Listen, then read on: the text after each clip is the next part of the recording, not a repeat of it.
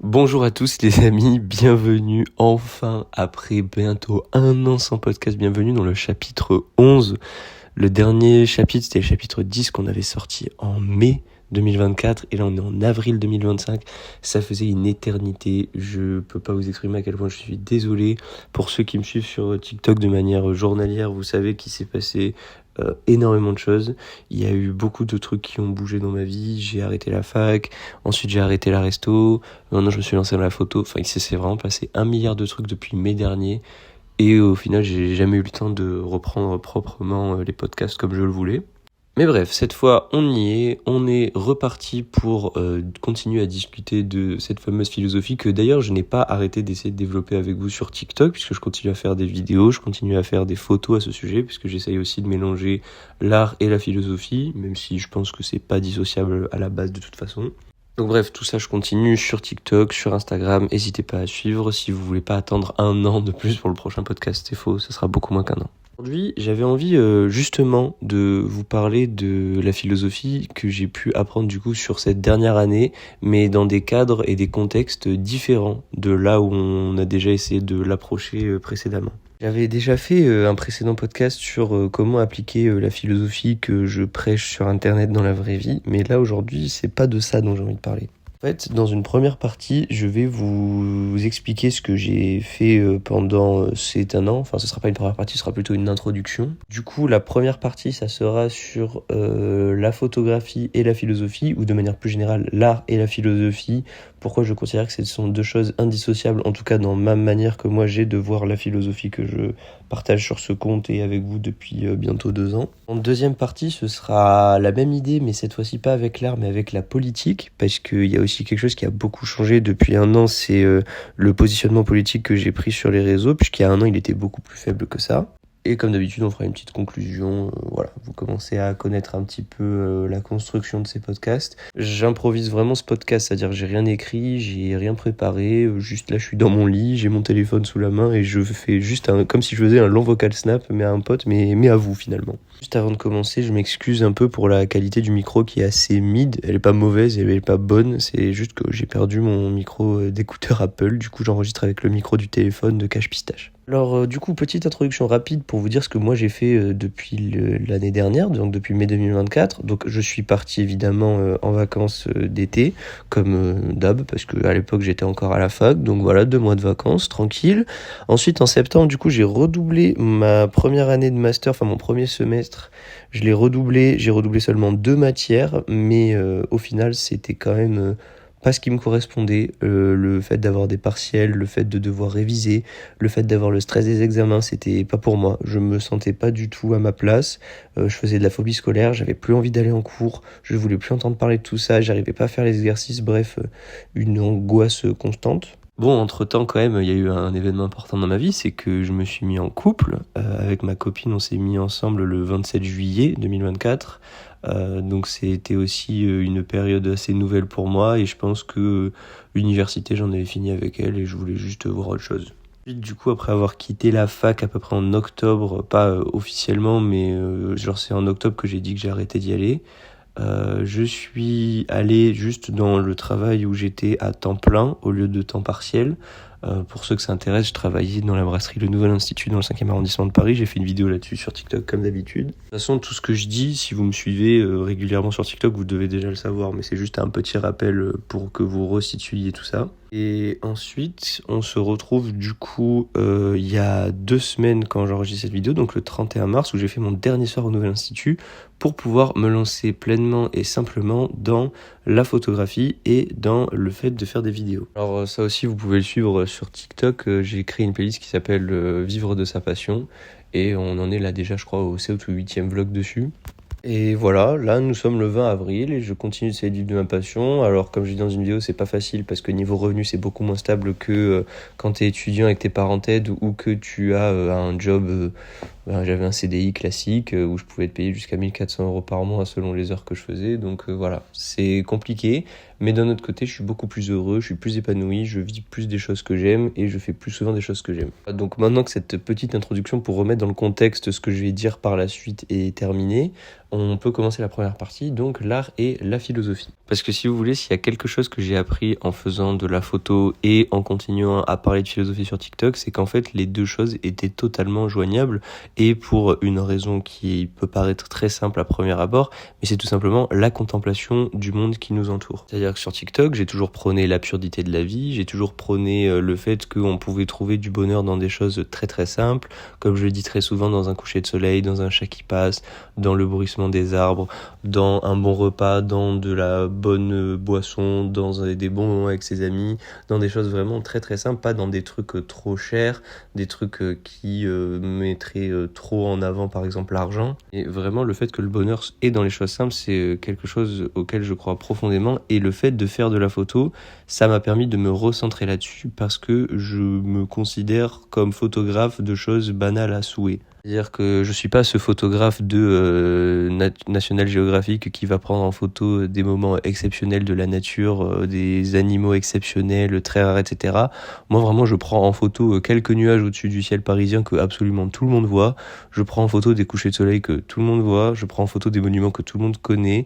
Mais je me régale là-dedans parce que ça va de pair avec ma philosophie qui est celle de l'absurde, celle du bonheur dans les choses absurdes, dans les choses qui n'ont pas de sens. Je considère que la vie n'a pas de sens, du coup je vous le rappelle, mais si la vie n'a pas de sens, je peux lui en trouver un dans chaque moment de mon présent, dans chaque coucher de soleil que je vois, dans chaque chat que je vois passer et dans tous les nuages qui défilent sous mes yeux. Là où ma philosophie va du coup de pair avec la photo, c'est que on a besoin de la philosophie pour trouver ces moments et on a besoin de la photo pour les capturer et pour les garder en nous, dans notre mémoire, et savoir comment y revenir quand on souhaite retrouver un bonheur absurde et très simple. Maintenant, la nuance entre absurdité et entre simplicité, elle peut être très légère parce que on peut par exemple considérer que si je donne comme seul sens à ma vie le fait d'apprécier les choses simples, c'est déjà donner un sens à sa vie et du coup on s'éloigne peut-être de l'absurde en faisant ça. Ce que je considère absurde dans le fait de donner un sens à sa vie via ces choses-là, c'est que ce sont des choses tellement simples qu'elles n'ont pas réellement de sens très profond dans la vie. Ça reste vraiment quelque chose de très simple, c'est-à-dire que quand je dis que j'aime un coucher de soleil, c'est vraiment la couleur orange et la chaleur que ça procure et la beauté tout simplement esthétique. Il n'y a pas de sens plus profond, plus philosophique, plus intériorisé, plus spirituel. C'est vraiment quelque chose de juste contemplatif. D'ailleurs, pour ceux que ça intéresse, j'ai fait une exposition photo 16 boulevard Saint-Germain qui dure jusqu'au 30 avril, donc il reste encore 10 jours là. Justement, devant cette exposition photo, pour expliquer, je mets un petit texte pour expliquer ce que moi j'apprécie, et ce que j'apprécie, enfin le nom de ce texte, c'est « Regarder au lieu de voir ». Parce que par exemple, quand vous marchez dans la rue, vous voyez énormément de choses parce que vous avez un large champ de vision, etc. Mais vous ne regardez partout. Et encore d'ailleurs, je dis qu'on voit beaucoup de choses, mais c'est à la condition que on ne regarde pas trop ses chaussures, on regarde pas trop son téléphone, on ne lit pas en marchant, tout ça. Pour ceux qui se rappellent, j'avais déjà parlé du flânage qui est mon activité préférée. Et pour moi, la règle numéro 1 quand on flâne, c'est-à-dire juste quand on marche dans la rue et qu'on contemple, c'est de ne surtout jamais regarder ses pieds parce que on loupe 99% des choses intéressantes autour de nous. La grande ironie de la chose, c'est qu'au moment où je vous parle, je suis exactement devant une fenêtre en train de voir des nuages défiler et ce sont vraiment des très belles formations nuageuses et donc je viens littéralement d'arrêter le podcast pendant 5 secondes pour pouvoir prendre une photo de ces nuages et ça me ravit de fou. Et du coup, mon conseil à travers tout ce que j'essaie de vous expliquer dans l'absurdité d'admirer les choses simples qui nous entourent et via la photographie, c'est que de manière plus générale, je pense que l'art peut nous permettre d'appliquer une philosophie de vie à proprement parler dans la manière qu'on a de s'exprimer artistiquement. Bon, c'est peut-être pas clair, alors je vais juste donner des exemples. Déjà dit, donc moi j'aime prendre en photo parce que ça me rappelle le fait d'apprécier les choses simples, mais imaginons maintenant que votre philosophie de vie par exemple c'est le stoïcisme vraiment très dur à 100% comme ce que moi j'ai pu faire il y a par exemple 2 ans quand j'étais en Suède. Vous pouvez peut-être essayer, si vous êtes bon en peinture par exemple, de dessiner un champ de blé avec un chemin, avec peut-être une montagne dans le fond et essayer en fait de dessiner simplement les métaphores dont on parle beaucoup dans le stoïcisme quand on parle du sage, quand on parle du chemin, quand on parle de Sisyphe qui a poussé cette pierre indéfiniment le long de cette colline. Vous pouvez peut-être essayer de dessiner tout ça pour que les métaphores que vous ayez en tête et qui vous inspirent prennent vie et que vous voyez devant vous exactement ce que vous métaphorez. Je sais que par exemple, avec la philosophie, que ce soit le stoïcisme ou l'absurde, j'adorerais savoir dessiner parce que ça me permettrait de pouvoir dessiner les métaphores auxquelles je pense. Je pense notamment à la métaphore de la rivière que j'avais expliquée dans plusieurs podcasts et que j'avais dessinée. Vous savez, cette métaphore où je vous dis que si les émotions est une rivière qui coule, il ne faut pas tourner le dos à cette rivière ou se laisser noyer par la rivière, il faut juste tremper les pieds et profiter un peu dedans.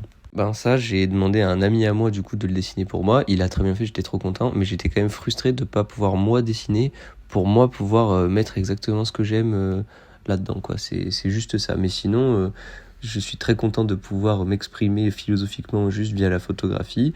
Mais donc voilà, je pense que par exemple via le dessin, vous pouvez essayer de philosopher en appliquant et en dessinant vos métaphores. C'est toujours plus facile d'appliquer une métaphore une fois que vous l'avez bien sous vos yeux. Si une forme d'art que vous adorez aussi, c'est par exemple le cinéma, quoi de mieux que la vidéo pour exprimer des concepts philosophiques qui vous importent. En fait, peu importe le média par lequel vous voulez exprimer votre philosophie, ce qui est important, c'est de l'exprimer, de l'extérioriser d'une manière ou d'une autre pour qu'elle vous dépasse, pour qu'elle soit hors de vous, que vous puissiez la regarder dans les yeux et savoir que c'est ça ce que vous voulez faire dans votre vie. Parce que quand c'est juste une idée, quand c'est juste des choses que vous écoutez ou que vous lisez, ça reste quelque chose de très superficiel et vous avez du mal à voir comment est-ce qu'on peut passer de juste des idées vagues qu'on entend dans des podcasts ou qu'on lit dans des livres à concrètement quelque chose qui peut m'aider dans la vie de tous les jours à aller mieux.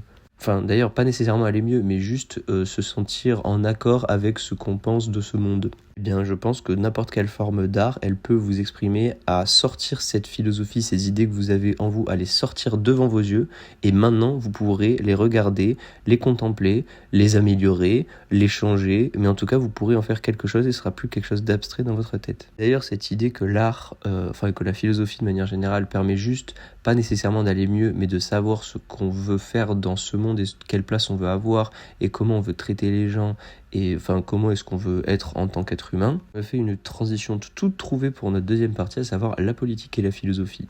Bon, moi je pense que c'est un secret pour personne, je suis un bon gros gaucho, plus à gauche que LFI, quasi anard, entre l'anarchisme et le communisme, mon cœur balance, ça je pense que vous le savez déjà si vous me suivez depuis un moment. Et en fait j'ai commencé donc depuis un an, depuis le dernier podcast, à prendre beaucoup plus la parole politiquement sur les réseaux sociaux, à faire des vidéos presque éducatives entre guillemets, à débattre, à commenter, à militer sur les réseaux sociaux, quoi. Alors c'est du militantisme qui vaut ce qu'il vaut, j'en suis tout à fait conscient. Ça reste un militantisme parmi d'autres que je fais.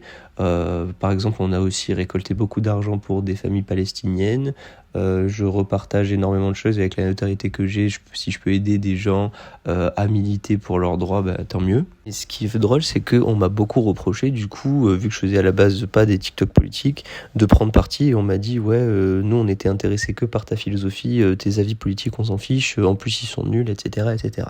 Je précise, évidemment, ce genre de réflexion venait de gens qui étaient plutôt à droite, voire d'extrême droite. Les gauchos, ils étaient contents de savoir que je partageais leurs idées. En fait, c'est à ce moment-là, c'est quand on m'a dit que je faisais, qu'on se foutait de mon avis politique et que personne se douterait que j'étais de gauche, c'est là où j'ai commencé à être vexé. Parce qu'en fait, pour moi, la philosophie que je partageais était déjà une philosophie basée entièrement sur la gauche. Parce que moi, je partage une philosophie de l'amour, de l'empathie, de la gentillesse, de la compréhension, de l'humanité, du vivre ensemble en essayant, par exemple, un des trucs qui, moi, me tient le plus à cœur, c'est la suppression des frontières, c'est la suppression du système capitaliste, la suppression du système patriarcal, tout ce genre de trucs. Donc je trouvais ça dingue qu'avec cette philosophie qui est pour moi en lien direct avec des valeurs de gauche, parce que si je suis pour l'empathie, je suis pour l'humanité, je suis pour le fait que les personnes transgenres puissent avoir des droits, je suis pour le fait que les femmes puissent avoir des droits, pour le fait que les personnes racisées puissent avoir des droits, etc., etc. Et ça pour moi ça va directement avec l'empathie, parce que c'est juste l'empathie humaine de base, et cette empathie-là c'est l'une des bases de ma philosophie, donc je ne comprenais pas qu'on puisse me dire mais pour moi ta philosophie n'a rien à voir avec la politique. Et d'ailleurs c'est toujours le cas quand on me répète d'arrêter de donner mes avis politiques et de refaire des vidéos où je danse sur du Lady Gaga ou sur du Pitbull en disant que la vie n'a aucun sens mais que j'adore et qu'à l'époque c'est ce qui faisait beaucoup de stats. Quand on me demande de refaire ça plutôt que de parler politique, ça me vexe un peu parce que pour moi, la politique, ça va vraiment de pair avec cette philosophie, mais même avec la philosophie du bonheur. Comment est-ce qu'on peut être heureux en sachant qu'on nuit à la vie d'autrui ? Tout simplement. Je peux résumer vraiment ça assez simplement. Alors je sais qu'il y en a qui le font, mais à la fin, pour moi, je peux pas m'empêcher de penser que ce sont des personnes profondément méchantes dans le vrai sens du mot méchant, tu vois. Bref, pour moi, cette philosophie, elle va totalement de pair avec ce message politique. Et du coup, c'est là où je voulais en venir pour parler plus généralement à vous qui m'écoutez. Ne rentrez pas dans une sorte d'idéal où vous pouvez faire de la philosophie en vous dissociant de la politique, parce que déjà, tout est politique et tout est philosophique. Donc si tu combines les deux tout, eh ben, tu les retrouveras tout le temps ensemble. Pour vous donner un exemple, si vous voulez vous mettre au stoïcisme et que vous adorez Sénèque, il faut quand même que vous sachiez, et c'est important pour mieux comprendre le personnage quand vous le lisez, que c'était la personne la plus riche de son époque et que malgré le fait qu'il parle beaucoup de se détacher des biens matériels, il va souvent rappeler il faut s'en détacher mais pas trop parce que sinon on devient trop sale et voilà, et c'est pas bien du tout. Donc on sent que ce mec est quand même rattaché profondément à quelque chose d'étrange, à quelque chose où il ne peut pas s'empêcher de vouloir avoir quand même un peu d'argent, même beaucoup d'argent en l'occurrence. Donc c'est un exemple parmi tant d'autres, mais vous en avez plein d'autres. Vous avez Albert Camus qui, autant que j'adore cet homme, a participé au régime colonial français en Algérie. Vous avez Jean-Paul Sartre qui a fait de très belles phrases, mais qui était un grand pédophile. Enfin, vous pouvez retrouver plein de choses diverses et variées chez ces philosophes, mais en tout cas, ils sont toujours liés à